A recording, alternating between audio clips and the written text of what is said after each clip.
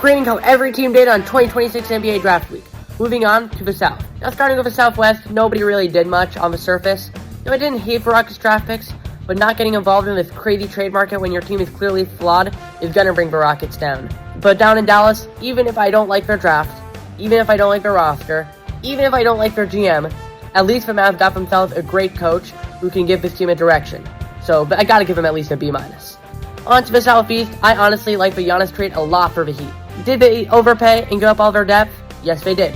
But we have to remember how the Heat have had weak benches on paper for years now, and it hasn't stopped them from making the finals because nobody identifies and develops underrated talent like Eric Spoelstra. Elsewhere, the Hawks sneakily had my favorite draft of any team in the league, getting proven winners in Kingston Fleming and Zuby, while also securing my favorite sleeper in the draft in Henry Vidar as low as 52.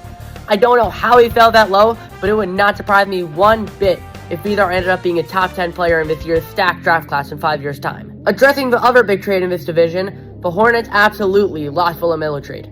They traded their biggest weapon on offense for Naz Reid and maybe a first. LaMelo Ball was the only reason this team was good last year. He set up his teammates better than almost anyone else in the league, and they traded him for potential pick swaps and big. If the Hornets are tanking or if the Wolves end up being good, those pick swaps mean absolutely nothing. Also, I think last year Moussa Diabate was better than Naz Reid, at least last year. Maybe that won't continue, but shafting Moussa Diabate and betting on the T-Wolves being worse than them after trading LaMelo is absolutely unforgivable. The Hornets deserve this F, and their front office continues to show every franchise has as many 21st century playoff appearances as sub-20 win seasons. Yeah, the Hornets suck.